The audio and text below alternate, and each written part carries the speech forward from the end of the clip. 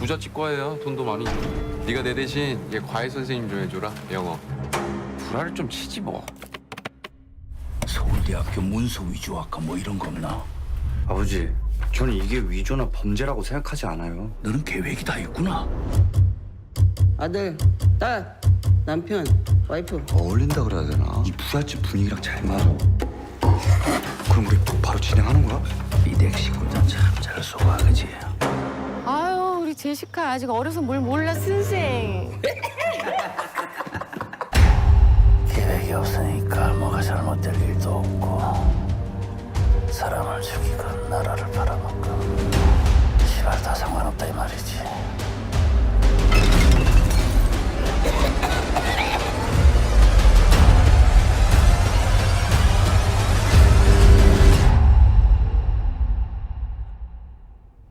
Sorry.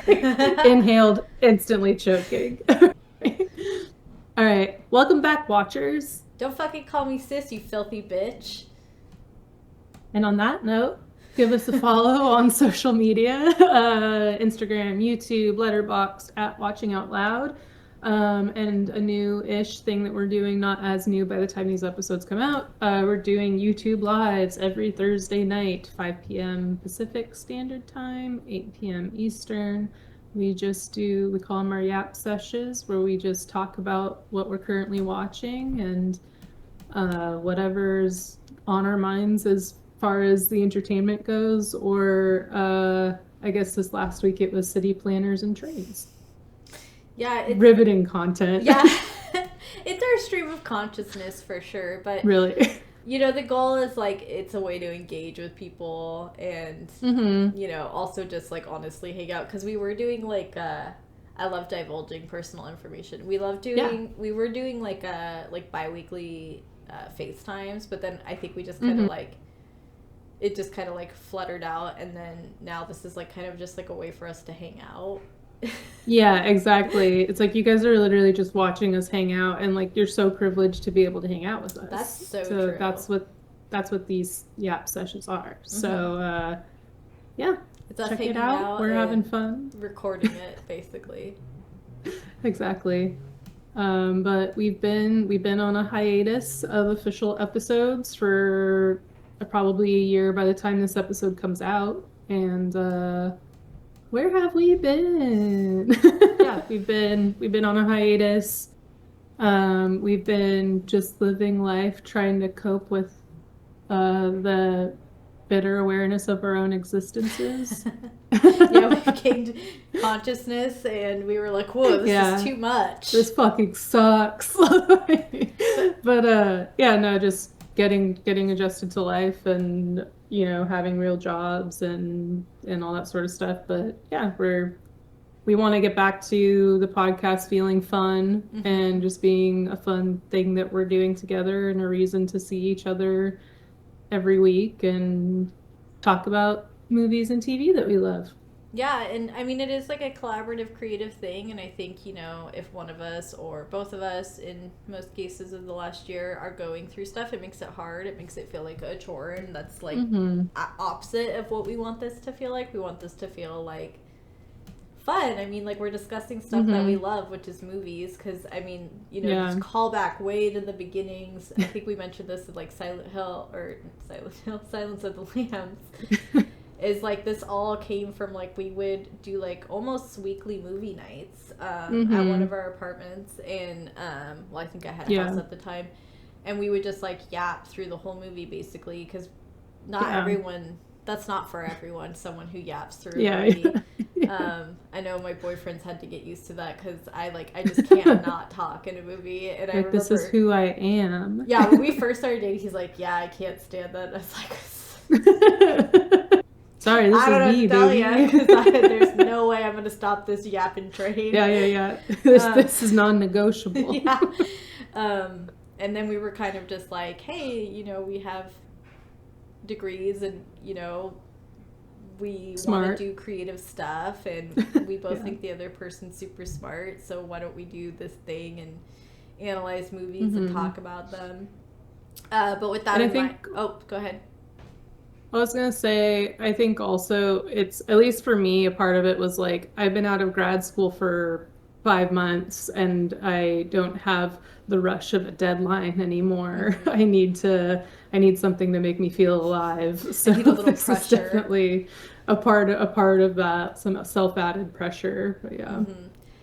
Absolutely, I think that's a good point. Yeah, for me, it gives me kind of something to like creatively look forward to because I've been out of grad school for a really long time, and you know, I haven't. All I've done is really work. You know, especially since I don't have like a garden and stuff anymore. It's kind of like, okay, what's the point of all this? Need to do something with my, yeah, exactly. What's the point of this existence? It can't just be going to work and watching anime. Yeah, I can't be that normie. I just simply can't. At least let me like analyze and talk about my anime in a way that is critical and in front of an audience. Which in season 3 we are going to talk about some more animes. We got animes on the roster. I mean, because I think we animes on really the docket. only did Blue Eye Samurai in the first season, and that was a mini-sode. Yeah. We had to drop mini-sodes because they just were not getting listens, but yeah, that's okay. But with it's fine. With all this in mind, the format is going to change a little bit for season 3. We've been meeting since like October, discussing like our vision and stuff, and so the format's going to be a little different. So we might be like ironing out some wrinkles here and there. It might be a little awkward because we're trying new stuff, but we just kind of want to make it. It's kind of like, I would see this as like Watching Out Loud version 2.0. It's not going to be it's not going to be as heavy with the summaries, but it's going to be a little bit more heavy with the discussion around the actual film. So I think originally we did the summaries with the intention of like, if you haven't seen this, now you'll know, but now it's kind of like, if you're listening to this, you better have seen the movie. Like ideally you watched it ahead of time. Yeah. So, and or you have no intention of ever watching it and you just love listening to us and seeing our faces. And that's another change. It's like there's going to be actual videos because we're going to be using YouTube a lot more as a platform. We're trying to, you know, we hate to say it, the algorithm loves a face. The algorithm loves a face. And what's and not it's to love really about these speaking faces? to our dysmorphias. Oh yeah. No, we are super confident about it. But yeah, and we're trying to do weekly episodes as well. So we're doing our weekly lives. We'll be doing our weekly episodes. You're gonna get sick of us, or you're going to have big old crushes on us and want to give us kisses. But with all that in mind, we're going in hard. Hard as fuck, coming in hard as fuck up, right now, hard as hell, hella torqued. And we're starting our first episode of the season with, as you can see there, below me with the moving clouds, Parasite, the absolute heater. Parasite 2019, directed by Bong Joon Ho. So, Katie, my lady, there's gonna be like so much more hand gestures already. So much. That's why I'm holding my little dice just to like not be doing too much with my hands. Right. What was your first impression of this film? When was the first time you saw it? So I saw it for the first time in theaters. It was a classic, like, I think I want to say when we saw it, they were only showing it at like the Tower Theater in Sacramento. So it was like art house type shit. And it was me, George, and our buddy Victor. Shout out Victor. And I think like all three of us after watching it were just kind of like in a state of like, holy shit, that's one of the best movies we've ever seen. And then I didn't watch it for a long time, even though it's one of the movies that I definitely like talk about all the time. Like I would put it in my top 5 favorite movies. And then rewatching it for this episode, I was like, yeah, and that's one of the best movies I've ever seen. Hands down. What about you?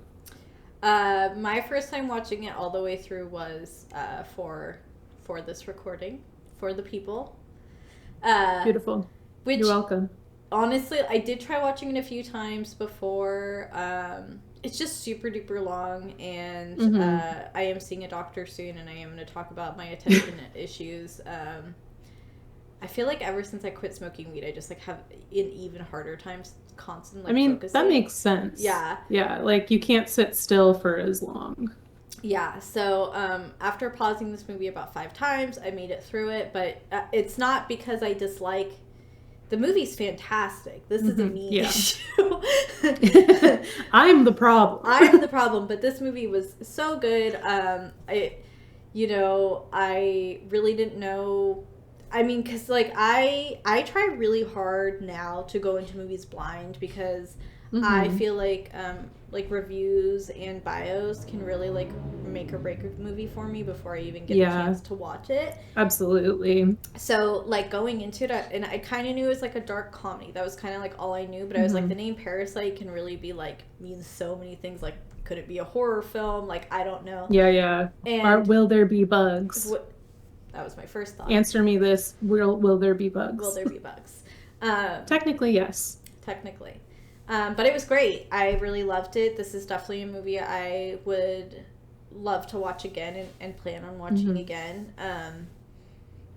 I think it's one of the few Korean films I've seen, but I gotta say, every Korean film I've seen, a banger. Absolute banger heaters. after banger. They they're doing something right. Have you seen, this is a little bit of a sidebar, I think it's called Barn Burning. It's based off of, okay, the short story is called, no, that's a William Faulkner movie, or short film. Okay, so the film's called Burning, and I think that the short story it's based off of was also called Burning or Barn Burning, but that's another Korean film that, really, really fucking good, like thriller mystery.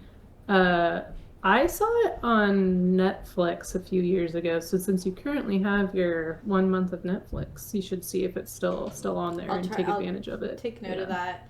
Yeah, because I've seen Train to Busan. Thought it was one of the best zombie movies I've ever seen. I saw Old Boy, which is a Korean film. Wouldn't say I particularly like it because it's... I was gonna say, don't you have beef with that film or something? Beef is not the right word. It's really well done, and it's a really good... It's just like, I feel like, without giving it away, I feel like icky saying it's a good movie because it's such like a messed up, so much messed like, up. are you weird if you enjoyed it? Is it saying something about you?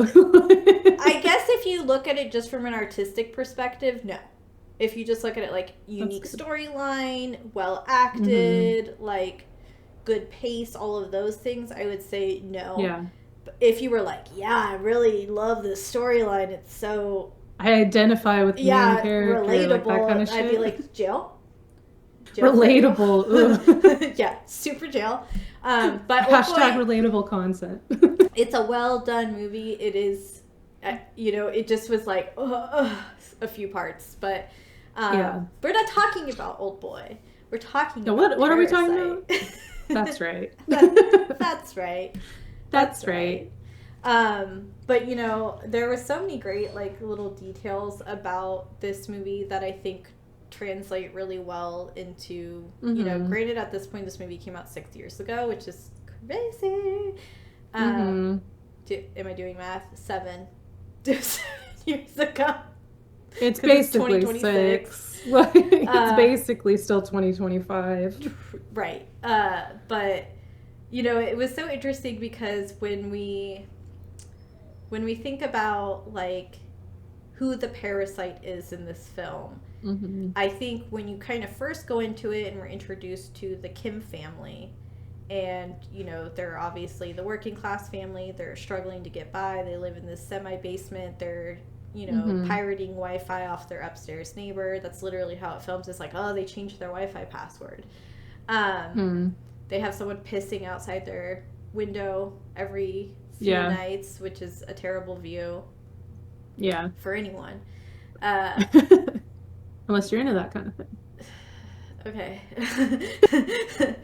Anyway. No, still terrible. Still terrible. you know, it's kind of implied when we think of like Marxist theory and like the working class hero, we can, you know, infer that the parasite are the wealthy and that, you know, the working class folks are just victims of circumstances, which by every means the Kims are. Yes, yeah. But, you know, it's as we progress into the film, it's kind of more heavily suggested, at least in the, I would say, the first 2/3 of the film, that the Kims are actually the parasites in this situation. You know, they're seizing an opportunity from the Park family, their naiveness, their kind of innate niceness, which I say this in air quotes because I think that niceness is partly part of being privileged. They're rich, so they don't really have to worry about day-to-day life in the same capacity that the Kims have to. Exactly. That's like in the scene where the Kims are more or less like playing as the Parks, like taking advantage of their house, like while the Parks are out, and like having like enjoying their food in the living room and all that sort of stuff. And Mr. Kim is critical, or is kind of talking about like how nice Mrs. Park is, and then like asking his wife like why she can't be nice like Mrs. Park, and she points out like, you know, if I was rich, I could be afforded the time to be nice as well. Yeah. And I think like, oh, sorry, go ahead. I apologize. No, go ahead. Well, I was gonna say, like, to a lot of the stuff you're talking about, specifically that idea of like the working class hero. I read this like essay by Inku Kang called "Parasite: Notes from the Underground," and this, I'm pretty sure this is like the conclusion, last like sentences of the essay, but it was so good about this like kind of like our expectations of identifying with the working class, as well as like kind of the Kim's own expectations that people would sympathize with them more. She says, Parasite is clear-eyed about the illusions that inequality needs in order to perpetuate itself, and about the many systems that shield one percenters like the Parks from having to get their own hands dirty while engaged in the project of oppression. But it also reveals the Kims, as sympathetic and unfairly treated as they are, as utterly capable of the banality of evil, in part because of their own over-identification with underdogs and the inherent goodness they assume they can claim to. The layers of self-deception build on top of one another until finally it all comes crashing down. So I think that like that idea of like that over-identification with the underdogs as justification for being a piece of shit is kind of like, is very prevalent throughout the film, like literally like from the beginning, I would say, with like them trying to like, taking advantage of just like kind of cutting corners on like jobs and stuff like that, or you know, celebrating the daughter's like forgery skills and stuff like that as being seen as you know, good skills to have, not necessarily as taking advantage of people and situations. But yeah, I thought that was very insightful. Yeah, I think that's an interesting thing because we can definitely see the ways in which the Kims are, you know, they're not heroes. They're really not. I'm just going to say it straight up. They're not heroes. They're, you know, they're seizing an opportunity on a naive rich woman who's choosing to trust that they're making genuine recommendations. You know, little does she know she's inviting the entire family into her home. And granted, they are all doing their jobs, so I don't want to undermine the fact that ultimately the Kims are doing their jobs. It just is under false pretenses. However, with any capitalist society with social classes, there is the reality is that a crime is often stemmed out of poverty, and I'm talking about, you know, I'm not talking about white collar crimes here. I'm talking about basic crimes of like theft and things like, and the crime of what they're doing, which is basically, I mean, they literally say it in the film, the crimes that they committed, which is like fraud, I think, forgery, and trespassing. Yeah. And again, they're doing that all because it is a means of survival. Is it like disingenuous? Yeah. Does it like make them bad people? No. Are some family members arguably worse people than others? Yeah. Yeah. Is the daughter Ki Jung's only skill that she's really good at forgery? Definitely not. But again, it's a crime out of necessity to help her brother land a job, to create some security for the family. And it's hard because I think that if we're going to be critical about the world and kind of how bad it is, I hate to say it like that, but it is what it is. You know, it's but not. It sucks. Yeah. It's not right that one family can live as lavishly as the Parks and really not have to worry about anything, and then the Kims, who are, you know, when they're cosplaying as the Parks while they're on their little camping trip, you know, have to flee the house in the middle of a storm. And then we have this great pan of the camera from the sewer grate back to the Kims' home, which is now being flooded by sewage water. And we have that great imagery of the juxtaposition of Ki Jung looking, you know, where she's supposed to be in the bathtub is what her brother says. Yeah. And then you see this juxtaposition of her sitting on the toilet, smoking a cigarette, trying to keep the sewage water out of their home.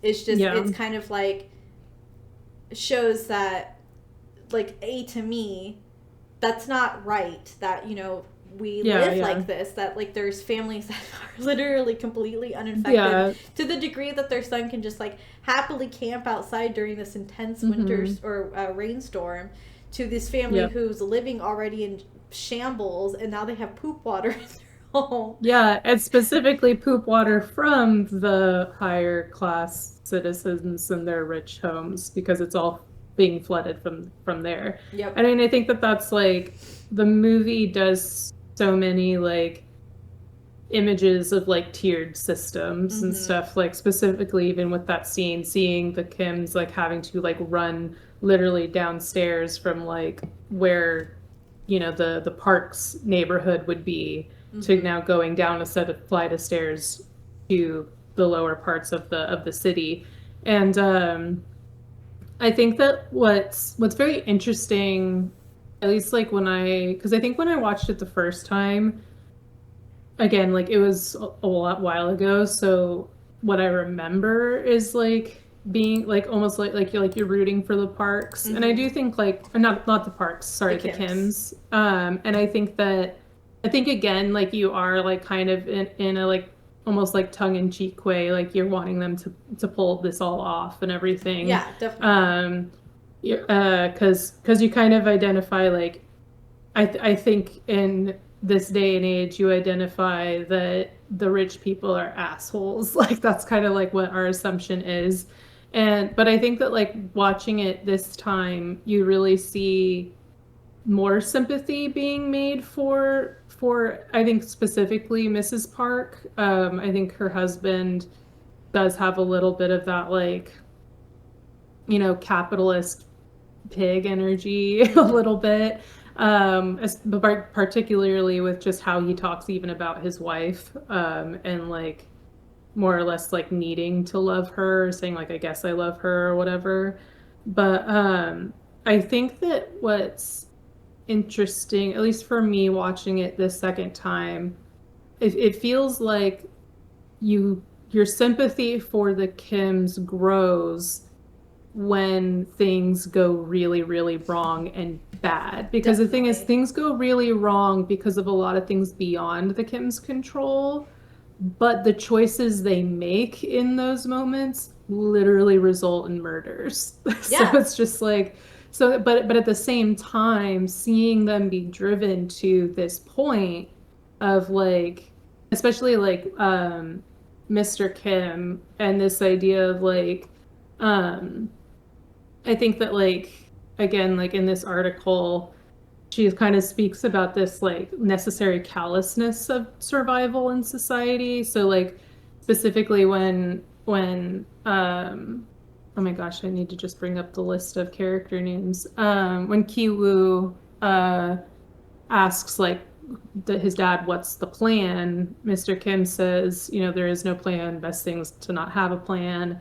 And he says, none of it fucking matters. And the author of this article, Kang, says, it's the film's most pointed accusation of moral complacency on the part of the Kims, though that was previously suggested in their, while hilarious, inability to acknowledge their con artistry as such. And yet the anger-tinged world weariness that the actor Song Kang-ho endows his character with thoroughly humanizes Mr. Kim's refusal to give up any of the hard-won gains he and his family have made within the Park household. His impassivity betrays his determination to keep his position no matter the cost.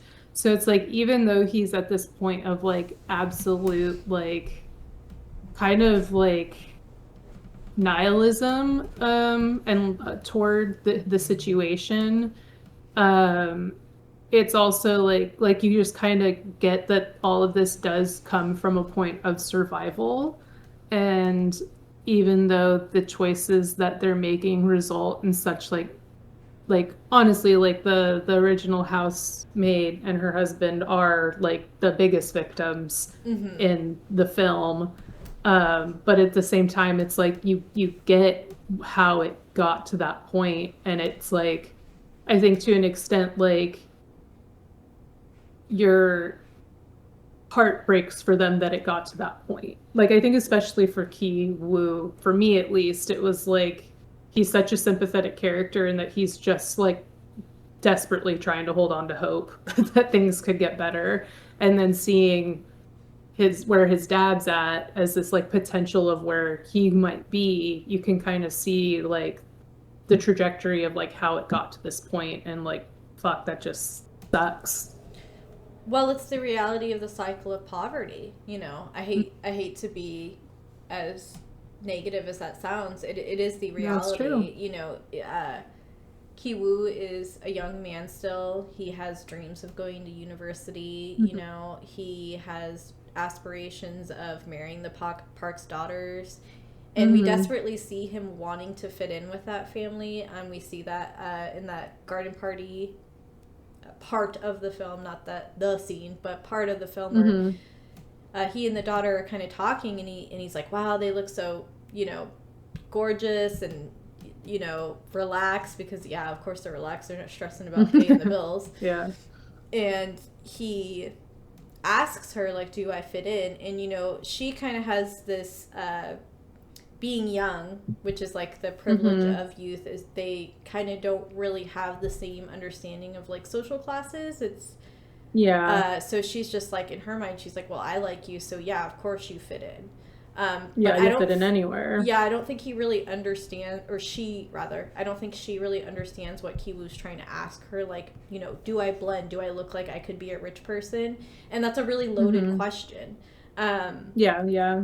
And so he still has this hopefulness that he could have, this life of luxury.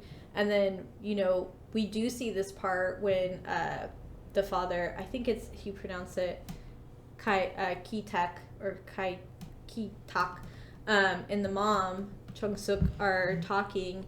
And we see a picture of him as a young man, and he's like, I think he was like a runner. But we see them kind of like reliving and kind of talking about their youth and like their dreams and stuff. And as, we do see throughout the film, Kai-tak is kind of suggesting like he has a plan. He always has a plan. And then we come to find out when shit really hits the fan, he really never had a plan. It was just kind of like, and there is kind of like a privilege of him being the patriarch and not actually having the plan. Like, I think we could definitely talk about like genders too and how that plays a role. And even within the Parks, it's like, for the Park family, the dad like basically says he doesn't love his wife at all. Like, she has her role, which is producing him offspring. The mom just kind of lounges around the home, and her responsibility is just making sure everything is going smoothly. And even within their dynamic, we do get glimpses in kind of their judgment towards the lower classes. Like specifically with the driver situation, like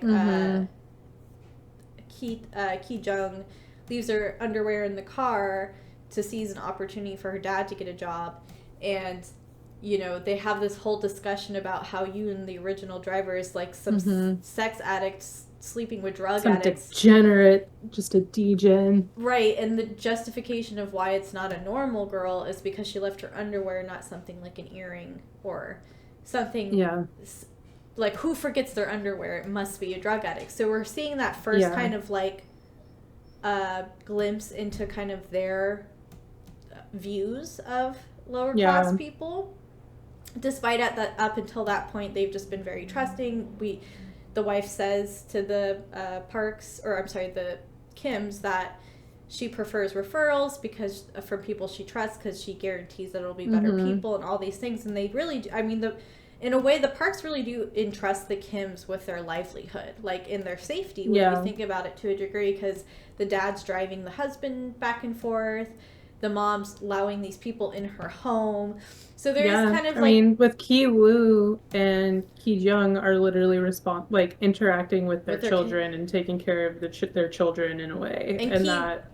Oh, sorry, go ahead. I was going to say, and that in itself, I think it's one of those things where it's like Ki Woo, I think something you said earlier about like they are doing their jobs. It's one of those things where it's like Ki Taek and Chung Suk are absolutely just doing their jobs, but then when you think about it, you think of Ki Woo and Ki Jung are also like not necessarily, especially Ki Jung, not like accredited to be doing the work that they say that they're doing, and that's the thing that gets like, again, more with that moral ambiguity, but then at the same time, it's like, it's comical, especially for Ki Jung offering art therapy to a child who doesn't need art therapy, but is just pandering to this wealthy woman's like woo-woo shit about her son being like a little art genius and stuff. So. Well, and I mean, Ki Woo is literally like grooming their daughter. And that's a real hard one. It is what it is. And I mean, he only landed the job because his friend wanted to ensure that he could ask this girl out when she went to university as he studies abroad. And you know, it kind of gets flipped where Ki Woo's now the kind of the predatory one. And you know, I don't know her age. I don't know age consent laws there, but it regardless of age, he is literally grooming her so that he can secure a place within the family. You know, he literally says like, she loves me, and he's able to gather information such as the peach allergy of the housekeeper, in order to secure a job for his mom. And I did want to go back a little bit because you had mentioned the original housekeeper and her husband and kind of their dynamic with the Kims as well. Because and that's definitely like where we see like a sharp turn in the film, is like Kims are cosplaying as rich people, and then the original housekeeper's name is Guk Moon Gwang. She comes over and she's like, hey, I forgot stuff in the basement, and then we come to find there's a bunker in the house that only the original housekeeper knew about, because she worked for the architect who built the home. And then we come to find out her husband, Oh Kwon-se, has been living in the basement for 4 years. And this is such an interesting dynamic because, A, it's like literally like on a literal level, we have this family being parasitic as well, we come to find out. Yeah. But then the Kims choose to take this opportunity to kind of also establish like how they're better than them. The dad is like, you live in a basement, you have no plan, like how could you live like this? But meanwhile, the parallels are impossible to ignore. They live in a semi-basement, and he even says that, he's like, a semi-basement is basically a basement, so like how is that any worse?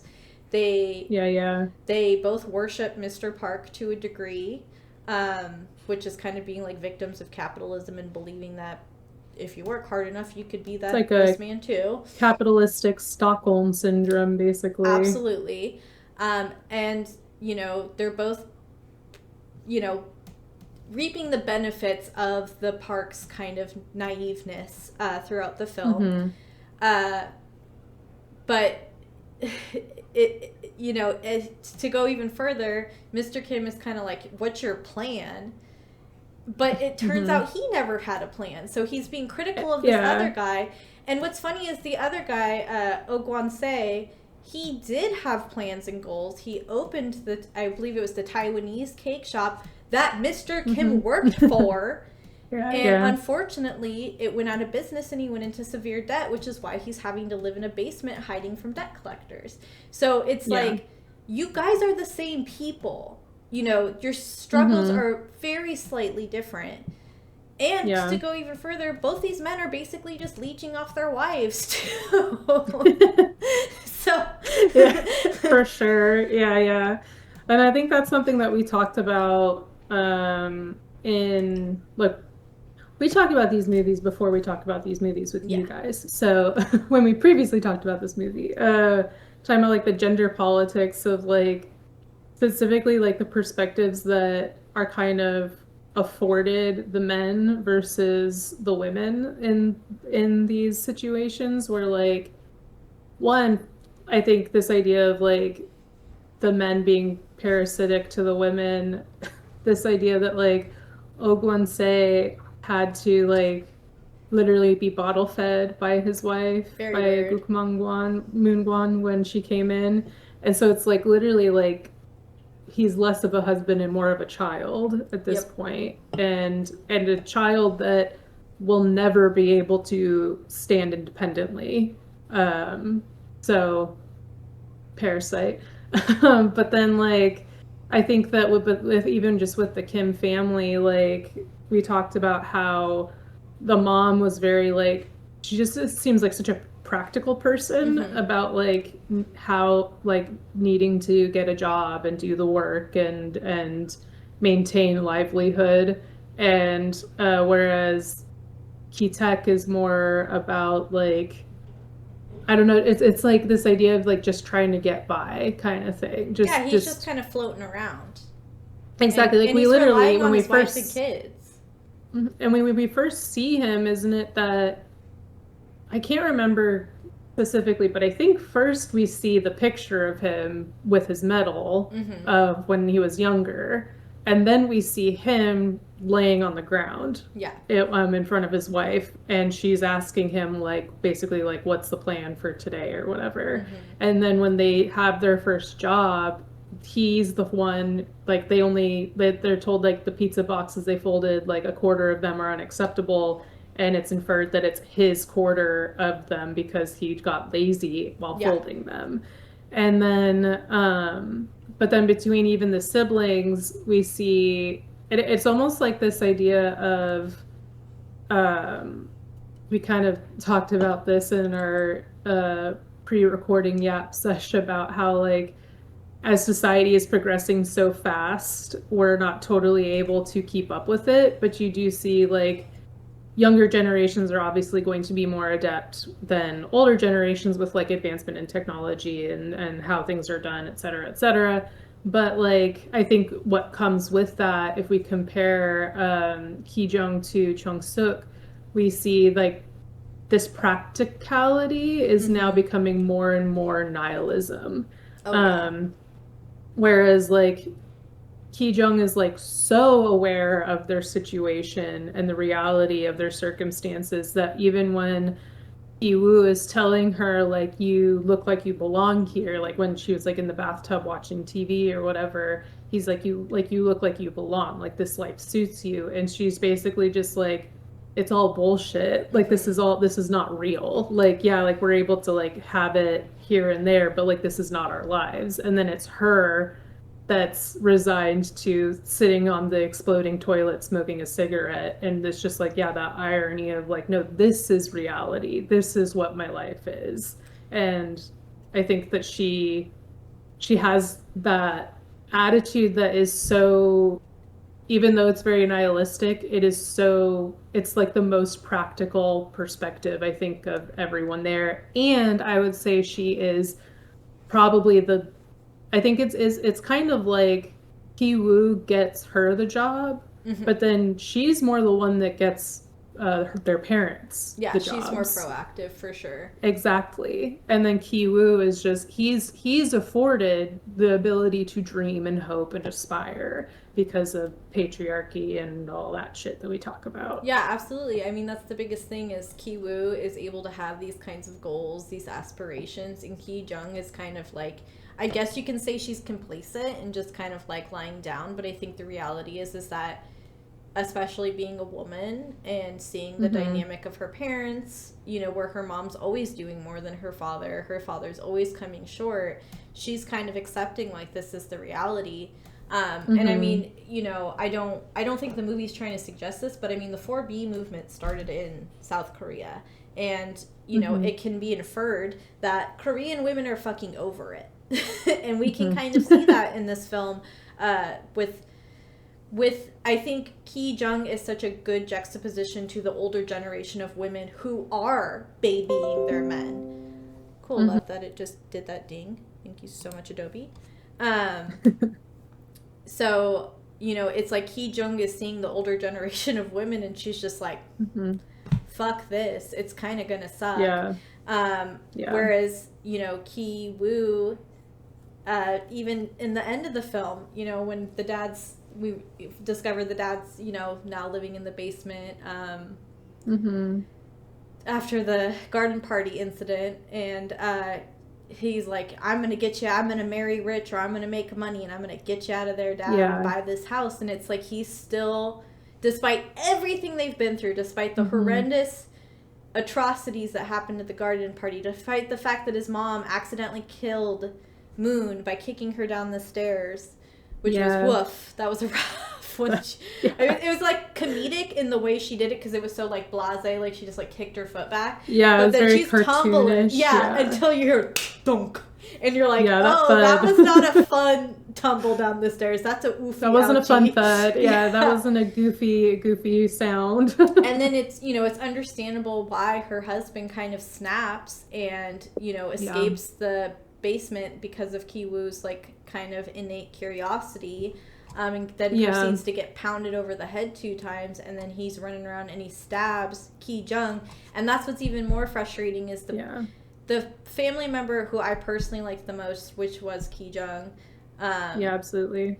You know, she ultimately dies for the sins of her family, kind of. That's kind of how I perceived it. Maybe that's totally at a left-hand like field, but when I thought about it more, it's like she's really the only one who died in the garden party incident.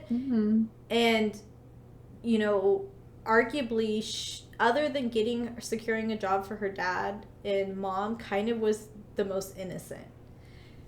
Yeah. That is very much up to debate, but that's kind of how I perceived it.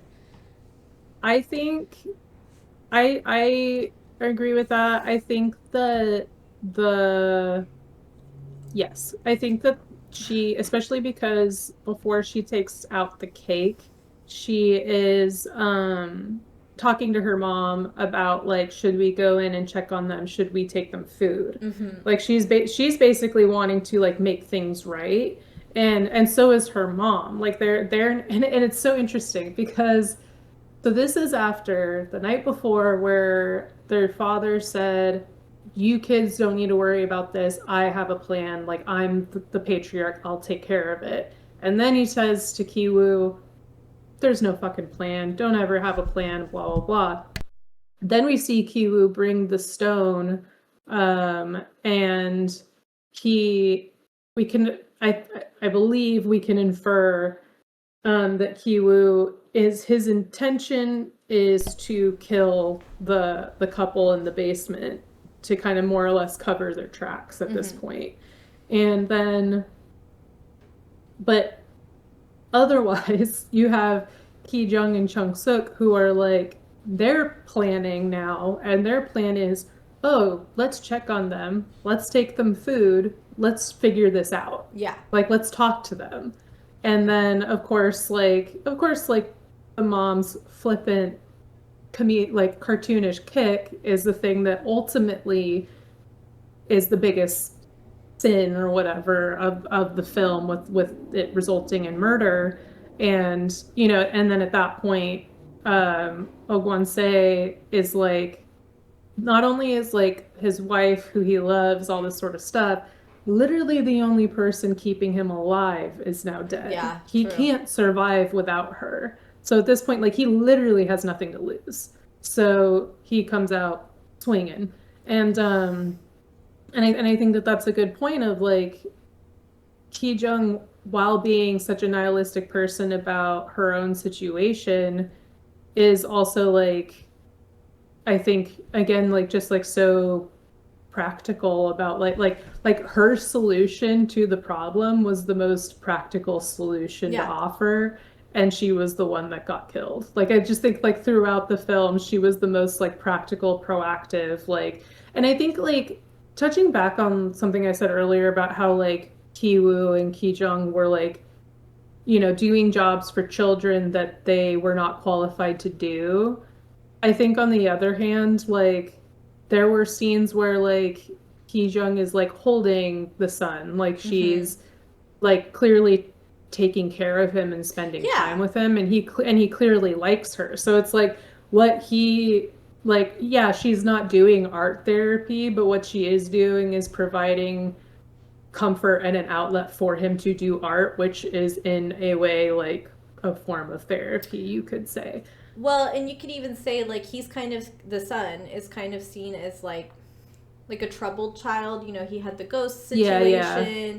and then you know he's just kind of I think his sister said he'll like stare at the sky absent-mindedly, and the mom kind of sees him as this like prodigal child, like you know, prodigy, whereas the sisters kind of call him bullshit. The dad is so disconnected from what's happening in his home that he doesn't even have an opinion. And so here you have Ki Jung, who's actually like at least fostering, you know, his creativity. She's just spending time with him. Yeah, she's giving him attention, which he's not getting.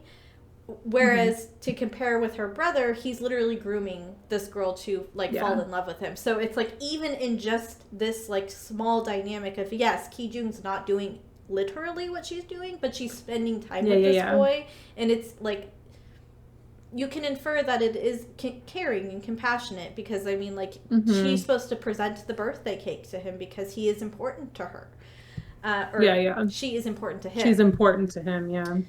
So it, you know, it is interesting, the multiple dynamics going on in this family, in these families, and just kind of like how really the film kind of sets you up to kind of, I don't know, for me, sets me up to be like, you know, I'm supposed to be rooting for the Kims, but then you kind of go like, well, they're not like A++ people, and then we find out about this whole other family, and I feel like once we just meet the O's, the husband in the basement and the former housekeeper, that's when we really see this kind of sharp turn where we recognize the Parks are absolutely parasitic, and ultimately all of these classes, whether you're lower working class or upper class, are parasitic in nature. The Kims are parasitic because they're preying on the Parks' naiveness and vulnerability of trusting them.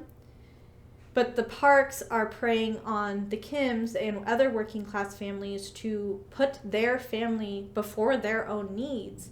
Because, Ki Jung, who they refer to as Jessica, is someone important to their family, but not important enough that when their son passes out, that she's bleeding from a stab wound, and they're more concerned about getting their son to the hospital than even seeing if Jessica's okay.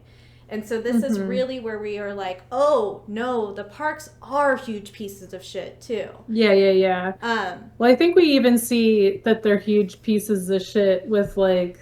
the role play stuff? The most uncomfortable but probably funniest moment of the film is when Ki Woo and Ki Jung are under the coffee table, and Mr. and Mrs. Park start role playing as the driver and the drug addict that left her underwear. It was just like it was from the like matching pajama sets, very nefarious, to the fingering over the pajamas, matching pajama set, to like the just role play, like the fact that it's like he has said like basically he doesn't respect his wife. No, she's an object for sure. And it seems like at this point for them to have sex they have to role play As poor people. outside of their own class and their own reality, because like it's almost as if this idea of like being them is too pure for like enjoyable eroticism. That's a good point. I didn't think about that. Just thought of it. Well, I don't really have anything yeah. else to say about this film other than check it out. It's a good movie. Yeah. If you haven't seen it, or after listening to this, give it a rewatch and kind of think about what we said. Think about it. There's a lot of like moving parts in the film, and like we could easily talk about this for 2 hours. Yeah, and I think ultimately what it comes down to is that capitalism itself is a parasitic system, and patriarchy's eat the rich. Garbage too. Mm-hmm. But so tune in on Thursday for our YouTube live, and in the meantime, watch out. You keep dancing with the devil. One day he's gonna follow you home. Bye.